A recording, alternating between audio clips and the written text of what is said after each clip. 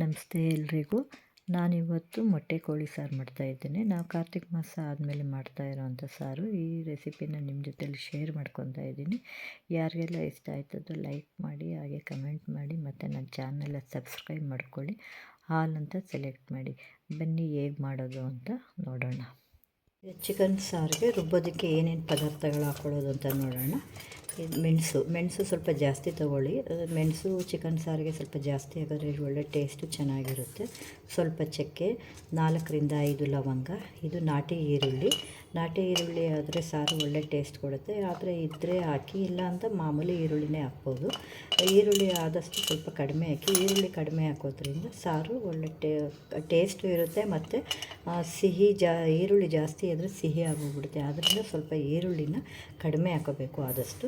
ಬೆಳ್ಳುಳ್ಳಿ ಆರೋಗ್ಯ ದೃಷ್ಟಿಯಿಂದನೂ ಒಳ್ಳೆಯದು, ಆದ್ದರಿಂದ ಸ್ವಲ್ಪ ಜಾಸ್ತಿ ಹಾಕ್ಕೊಳ್ಳಿ ಬೆಳ್ಳುಳ್ಳಿ. ಚಿಕನ್ ಸಾರಿಗೆ ಯಾವಾಗಲೂ ಪುದೀನ, ಮೆಣಸು, ಬೆಳ್ಳುಳ್ಳಿ ಇಷ್ಟು ಸ್ವಲ್ಪ ಜಾಸ್ತಿ ಇರಬೇಕು. ಮತ್ತು 4ರಿಂದ 5 ಶುಂಠಿ ಪೀಸು, 1 ಬಟ್ಲು ನಾನು ಧನ್ಯ ಕಾಳು ತೊಗೊಂಡಿದ್ದೀನಿ. ಕಾಳಾದರೂ ಹಾಕ್ಬೋದು, ಇಲ್ಲ ಅಂತ ಅಂದರೆ ಪೌಡ್ರಾದರೂ ಹಾಕ್ಬೋದು. ನಿಮ್ಗೆ ಎಷ್ಟು ಸಾರಿಗೆ ಅನುಕೂಲ ಅಷ್ಟು ಪೌಡ್ರ್ ಹಾಕ್ಕೊಳ್ಳಿ. ಮತ್ತು ಒಂದು 8ರಿಂದ 10 ಒಣಮೆಣಸಿನ್ಕಾಯಿ ಹಾಕಿದ್ದೀನಿ. ಇಷ್ಟು ಪದಾರ್ಥಗಳನ್ನು ನಾವು ಎಲ್ಲನೂ ಸೇರಿ ಇವಾಗ ಎಣ್ಣೆಯಲ್ಲಿ ಫ್ರೈ ಮಾಡ್ಕೊಳ್ಳೋಣ. ಫ್ರೈ ಮಾಡಿಕೊಂಡು ಆಮೇಲೆ ಅದ್ರ ಜೊತೆಗೆ ಕೊತ್ತಂಬರಿ, ಪುದೀನ, ತೆಂಗಿನಕಾಯಿ ಎಲ್ಲ ಹಾಕ್ಕೊಂಡು ರುಬ್ಕೊಬೇಕು. ಸ್ಟವ್ ಹಚ್ಚೋಣ. ಸ್ಟವ್ ಹಚ್ಚಿ 1-2 ಸ್ಪೂನ್ ಎಣ್ಣೆ ಹಾಕೋಣ. ಸ್ವಲ್ಪ ಎಣ್ಣೆ ಹಾಕೊಳ್ಳಿ. ಈಗ ಒಟ್ಟಿಗೆ ಎಲ್ಲನೂ ಹಾಕಿ. ಏನು ಕಾಯಲೇಬೇಕು ಅಂತ ಏನೂ ಇಲ್ಲ.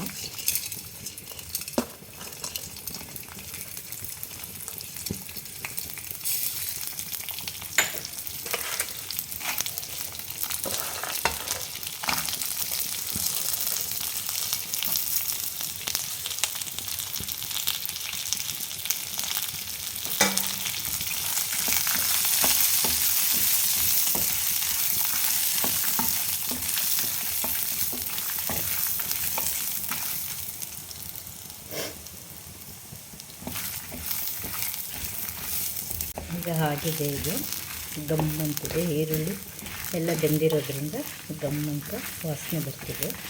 ಆಗಿದೆ. ಈಗ ಸ್ಟವ್ ಉರಿ ಕಡಿಮೆ ಮಾಡಿಕೊಂಡು ನಾವು ಇದಕ್ಕೆ ತೆಂಗಿನಕಾಯಿ, ಪುದೀನ ನಾನು ಸ್ವಲ್ಪ ಜಾಸ್ತಿ ಹಾಕ್ತಾಯಿದ್ದೀನಿ. ಪುದೀನ ಚಿಕನ್ ಸಾರು ಸ್ವಲ್ಪ ಜಾಸ್ತಿ ಹಾಕ್ಕೊಳ್ಳಿ.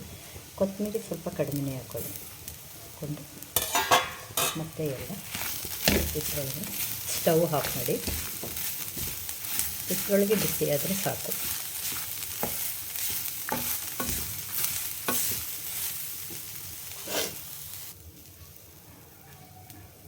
ನೋಡಿ, ಈ ಬಾಣಲಿ ಬಿಸಿಲೇ ಸೊಪ್ಪು ಎಲ್ಲ ಫ್ರೈ ಆಗಿದೆ.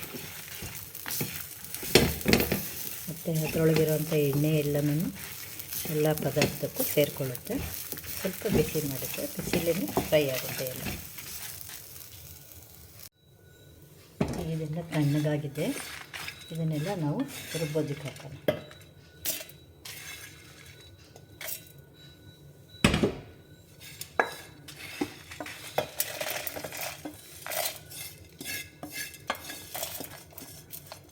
ಒಗ್ಗರಣೆ ಹಾಕಬೇಕು. ಈಗ ಸ್ವಲ್ಪ ಅರಿಶಿನ ಪುಡಿ ಹಾಕಿ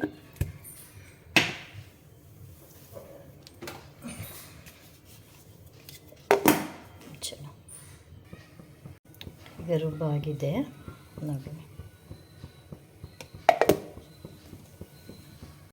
ಎಣ್ಣೆ ಕಾದಿದೆ. ನಾನೀಗ ನಾಟಿ ಈರುಳ್ಳಿನೇ ಹಾಕ್ತಾಯಿದ್ದೀನಿ.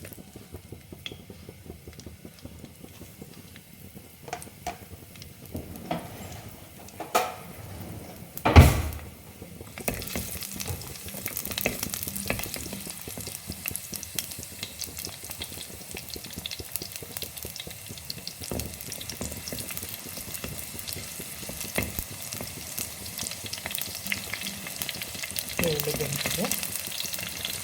ಈಗ ಚಿಕನ್ ಹಾಕೋಣ. ಇದು 1.5 kg ಚಿಕನ್. ಇದು ಮೊಟ್ಟೆ ಕೋಳಿ ಆಗಿರೋದ್ರಿಂದ ಈ ಮೊಟ್ಟೆನ ಲಾಸ್ಟಲ್ಲಿ ಹಾಕಬೇಕು. ನಾವು ಒಗ್ಗರಣೆ ಸ್ವಲ್ಪ ಅರಿಶಿನ ಪುಡಿ ಹಾಕಿ, ನಾವು ರುಬ್ಬೋದಕ್ಕೆ ಸ್ವಲ್ಪ ಹಾಕಿದ್ದೀವಿ. ಅದರಿಂದ ಈಗ ಸ್ವಲ್ಪ ಜಾಸ್ತಿ ಅರಿಶಿನ ಹಾಕಿದ್ರೆ ಕಹಿ ಆಗೋಗುತ್ತೆ.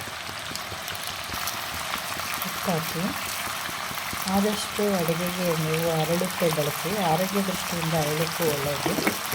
ಮತ್ತು ನಮಗೆ ಎಷ್ಟು ಬೇಕೋ ಅಷ್ಟು ಅರಳು ಕಾಳು ಹಾಕೋದ್ರಿಂದ ಹೆಚ್ಚು ಕಡಿಮೆ ಆಗೋಲ್ಲ. ಯಾವಾಗಲೂ ಈ ಥರನೇ ಅಂದರೆ ನಾವು ಏನಂತೀವಿ ಇದನ್ನು ಹಲಿಗೆ ಅಂತೀವಲ್ಲ, ರೊಟ್ಟಿ ಹಲಿಗೆ ಅದು ಹಿಂದೆಗಡೆಯಿಂದಲೇ ತಿರುಗಬೇಕು. ನಾವು ಈ ಥರ ತಿರುಗಿದ್ರೆ ಚಿಕನ್ನೇ ಆಗಲಿ ಮಟನ್ನೇ ಆಗಲಿ ಒಡೆದೋಗುತ್ತೆ. ಆದ್ದರಿಂದ ಯಾವಾಗಲೂ ಈ ಥರನೇ ಮಾಡಬೇಕು, ಆಗ ಒಡೆಯಲ್ಲ.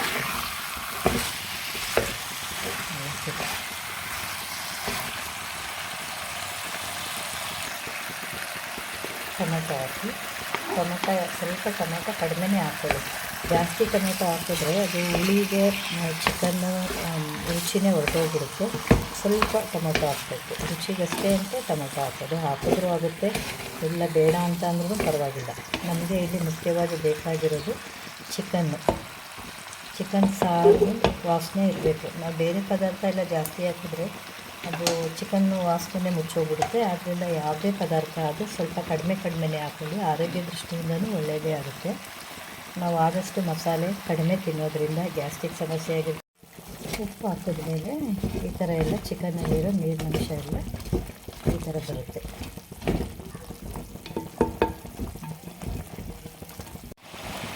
ಈ ಥರ ಎಣ್ಣೆ ಬಿಡಬೇಕು. ಈ ಥರ ಹಿಂಗೆ ಇಲ್ಲ, ಈ ಥರ ಎಣ್ಣೆ ಬಿಟ್ಟಾಗ ಇದು ಚಿಕನ್ನಲ್ಲಿ ನೀರಿನಂಶ ಎಲ್ಲ ಹೋಗಿದೆ ಅಂತ ಅರ್ಥ. ಈಗ ಮಸಾಲೆ ಹಾಕೋಣ.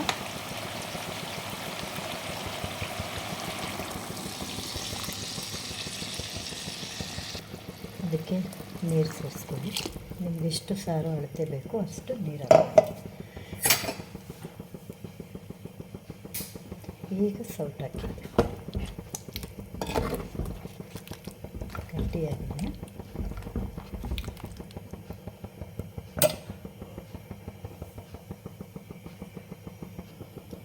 ಚಿಕನ್ ಸಾರು ಯಾವಾಗಲೂ ತೆಳು ಇರಬೇಕು, ಮಂದ ಇರಬಾರ್ದು. ಸಾರು ತೆಳು ಇದ್ದರೆ ಬಿಸಿ ಮುದ್ದೆಗೆ ತುಂಬ ಚೆನ್ನಾಗಿರುತ್ತೆ. ಇಷ್ಟು ತೆಳು, ನಾವು ಇಷ್ಟು ತೆಳು ಮಾಡ್ತೀವಿ. ನಿಮಗೆ ಬೇಕಾದರೆ ನೀವು ಯಾವ ಥರ ಬೇಕೋ ಆ ಥರ ಮಾಡ್ಕೊಳ್ಳಿ.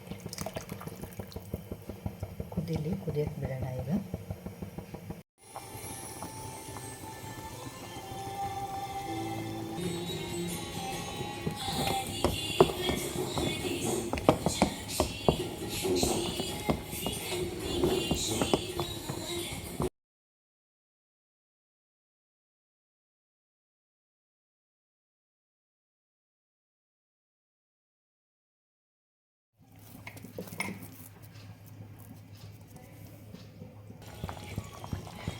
ನೋಡಿ, ಈಗ ಸಾರು ರೆಡಿಯಾಗಿದೆ.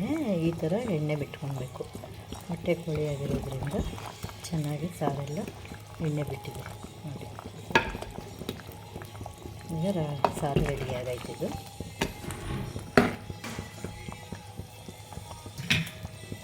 ಈಗ ಈ ಮೊಟ್ಟೆ ಇದೆಯಲ್ಲ, ಇದನ್ನು ಈಗ ಹಾಕೋಣ.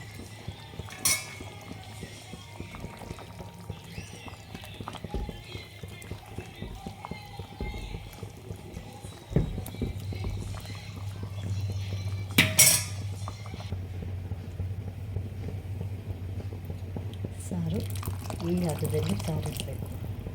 ನೀವು ಬೇಕು ಅಂದರೆ ಇನ್ನೂ ಸ್ವಲ್ಪ ದಪ್ಪ ಮಾಡ್ಕೊಳ್ಳಿ, ಇಲ್ಲಾಂದರೆ ತೆಳುವಾಗಿ ಮಾಡ್ಕೊಳ್ಳಿ. ನಿಮಗೆ ಯಾವ ಥರ ಬೇಕೋ ಆ ಥರ ಸಾರು ಮಾಡ್ಕೊಳ್ಳಿ. ನಾವು ಇಷ್ಟು ತೆಳು ಸಾರು ಮಾಡೋದು. ಕೋಳಿ ಸಾರು ತೆಳುಗಿದ್ರೇ ಚೆಂದ. ಬಿಸಿ ಮುದ್ದೆ ತೆಳು ಸಾರು. ನಮ್ಮ ಮನೆಯಲ್ಲಿ ನಾವು ಹೀಗೇ ಮೊಟ್ಟೆ ಕೋಳಿ ಸಾರು ಮಾಡೋದು. ನನ್ನ ರೆಸಿಪಿ ನಿಮ್ಗೆ ಇಷ್ಟ ಆಗಿದ್ದರೆ ನಿಮ್ಮ ಅಭಿಪ್ರಾಯನ ತಿಳಿಸಿ. ಹಾಗೆ ನನ್ನ ಚಾನಲ್ನ ಸಬ್ಸ್ಕ್ರೈಬ್ ಮಾಡ್ಕೊಳ್ಳಿ. ಹಾಲ್ ಅಂತ ಸೆಲೆಕ್ಟ್ ಮಾಡಿ. ಬಿಸಿ ಇರುವಾಗಲೇ ಊಟ ಮಾಡಿ. ನೋಡಿ, ನಾನು ಈ ಥರ ಕೋಳಿ ಸಾರು ಮಾಡೋದು.